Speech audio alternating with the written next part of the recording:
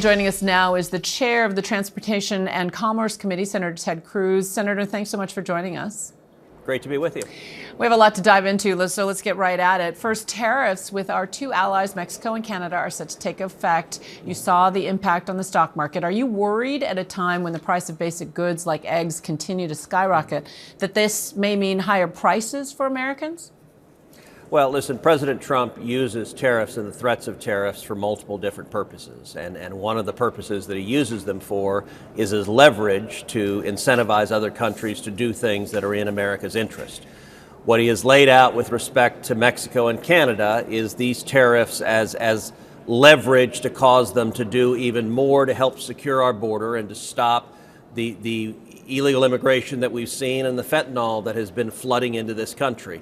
I got to say, in that regard, I enthusiastically support what the president is doing. We have had for 4 years a national security and a public safety crisis at our border, 12 million illegal immigrants, and I support using every tool the president has to secure the border, to keep our families safe, and to stop the over 100,000 Americans that are dying each year from drug overdoses. It's truly a crisis. And yet industry leaders, Senator, we just heard from the automobile industry's leaders, Ford CEO, saying that long-term, a 25% tariffs across the Mexico and Canada borders would blow a hole in the U.S. industry that we've never seen. He said he's not the only one, of course, concerned. Does the president need to walk some of these tariff threats back?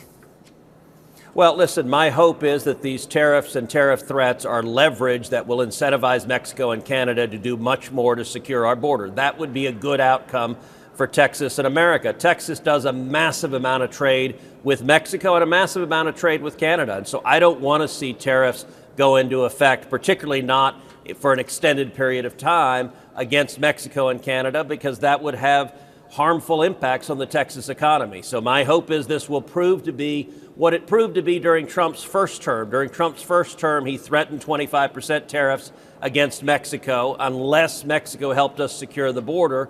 That produced the Remain in Mexico agreement that resulted in the lowest rate of illegal immigration in 45 years. So my hope is these tariffs against Mexico and Canada are leverage to secure our border and not an ongoing economic policy. Let's broaden the lens a little bit. In a recent episode of your podcast, The Verdict, with Ted Cruz, you said, my view is America first, which means I want our allies to be strong and I want our enemies to be weak. And yet some foreign policy observers expressed disappointment that so few Republicans have criticized what happened in the Oval Office on Friday with regard to President President Zelensky. Well, listen, I've done 2 entire podcasts on Verdict devoted to what happened with President Zelensky in the Oval Office. And I have to say, I think President Zelensky behaved abominably. This will go down in history as the most disastrous Oval Office meeting that has ever happened. And President Zelensky came in and decided apparently it was a good strategy to attack President Trump. To pick a fight with President Trump. And I think that was a serious mistake. I think it was a catastrophic mistake. And I think it did real damage to Ukraine by doing that. In my view, we had an election in November. It was very clear that President Trump was campaigning on ending the war in Ukraine. I believe the war in Ukraine was caused by Joe Biden's weakness and his appeasement. But I think the war has gone on long enough, and President Trump was very clear this war should come to an end. I'll tell you, Juju, what I have urged President Trump is that the war in Ukraine should come to an end, but it should come to an end in a way that is a clear and unequivocal loss for Russia and loss for Putin. Russia is not our friend. Putin is not our friend. And I believe it's important that the end of this war be a clear loss for Russia. And that's a clear declaration. Let me turn the chapter a little bit. First Lady Melania Trump was on Capitol Hill today for her first solo appearance. She was there in support of the bipartisan Take It Down Act. You are one of the bill's sponsors. The bill protects victims of non-consensual sharing of sexual images, including those created by AI or deep fake. Do you anticipate this bill getting through? I do. This is legislation that I authored. I teamed up with Amy Klobuchar, Democrat from Minnesota. It's bipartisan legislation, and it's designed to protect women, to protect young girls who more and more are becoming victims of non-consensual intimate images, both real images and also we're seeing the growing proliferation of deep fakes, of using AI and technology that is targeting women and young girls and sometimes young boys as well.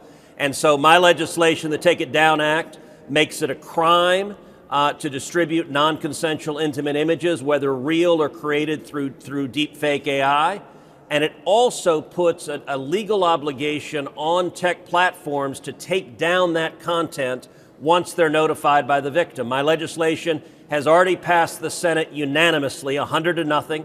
So all the Republicans came together, all the Democrats came together.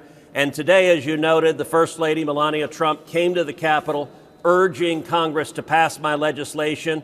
We had at the roundtable that I hosted the Speaker of the House Majority Leader. They committed the House is going to take it up. I believe we're going to pass it, and we'll put it on President Trump's desk and get it signed into law, because it is critical that we protect the victims of these incredible abuses of privacy and violations of their fundamental rights. And lastly, before I let you go, Senator, let me have you put your Transportation Committee hat on. Americans are wondering, is it safe to fly? What do you think about all these close calls? And are you concerned about a lack of staff at the FAA and specifically with air traffic controllers?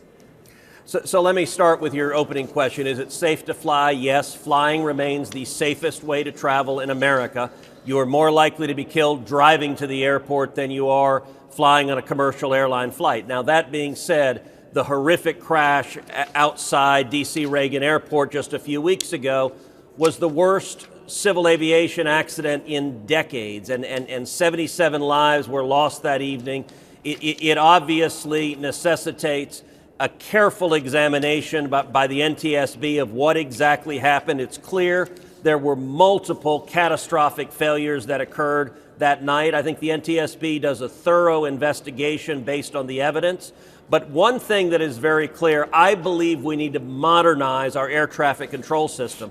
Currently, our air traffic control system uses technology from the 1950s and 1960s. You literally have controllers that are using radar and little slips of paper and using computers that have floppy disks. And I'll tell you, if you ask your kids what's a floppy disk, they will have no idea.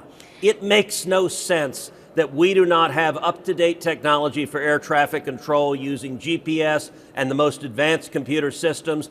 I've been leading the fight for over a decade to modernize our air traffic control, and I hope that this horrific and catastrophic accident will become an impetus for Republicans and Democrats to come together and say, we're going to get this done, because we've got to ensure that we're keeping the flying public safe. Senator Ted Cruz, thanks for your time. I'm sorry to say we ran out quickly. Thank you. Thank you.